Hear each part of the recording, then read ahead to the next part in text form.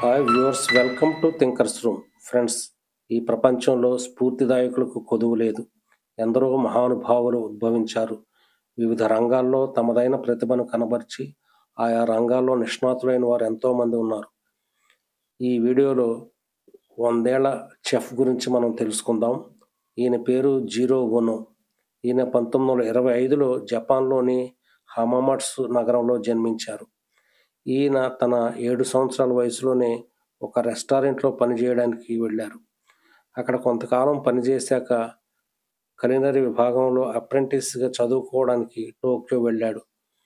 Zero ఓనో 1951లో అర్హత గల సుషి చెఫ్గా అయ్యాడు. 1965లో టోక్యోలోని గింజాలో తన సొంత రెస్టారెంట్ ప్రారంభించాడు జిరో ఓనో. ఆ రెస్టారెంట్ పేరు సుకియాబాషి జీరో. అనతి కాలంలోనే జిరో ఓనో ప్రపంచంలోనే అత్యుత్తమ సుషి చెఫ్గా పేరు తెచ్చుకున్నాడు. అతని అంకితభావం, నైపుణ్యంతో అంతర్జాతీయ గుర్తింపు పొందాడు. సుకియాబాషి జీరో రెస్టారెంట్ కేవలం 10 సీట్ల గల ఒక సుషి బార్. సుషి అంటే జపాన్లోని ఒక ప్రసిద్ధి పొందిన ఒక రెసిపీ. ఈ రెస్టారెంట్ ఒక దశాబ్దానికి పైగా 3 మిచెలిన్ స్టార్ అవార్డులను గెలుచుకుంది. మిచెలిన్ స్టార్ అంటే అది ప్రపంచంలోని అత్యుత్తమ రెస్టారెంట్లకు ఇచ్చేటువంటి అవార్డు అన్నమాట, ఒక రేటింగ్. అందులో 3 స్టార్ రేటింగ్ పొందింది సుకియాబాషి జీరో రెస్టారెంట్. 2012లో విడుదలైన జీరో డ్రీమ్స్ ఆఫ్ సుషి అనే డాక్యుమెంటరీతో జిరో ఓనో ప్రపంచవ్యాప్తంగా ప్రసిద్ధి పొందాడు. 100 ఏళ్లు పైబడిన వయసులో కూడా జిరో ఓనో ఇంకా తన రెస్టారెంట్లో ఉత్సాహంగా పనిచేస్తున్నాడు.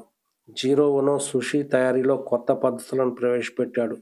సుషిని తయారు చేయడమే అత్యుత్తమమైన ఔషధమని నమ్ముతాడు జిరో ఓనో.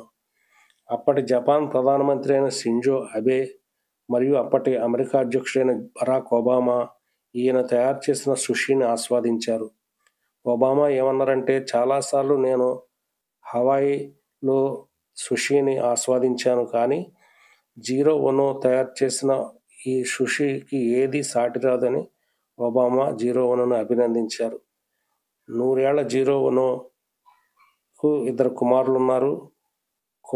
పెద్ద కుమారుని పేరు ఓషియా కాజు, రెండవ కుమారుని పేరు తకాషి. 2 కుమారులతో కలిసి మరి జిరో ఓనో తన రెస్టారెంట్లో ఇంకా పనిచేస్తున్నారు.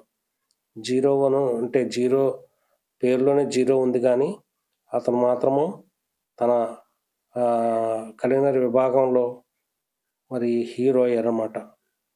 Thanks friend. Thank you for watching this video.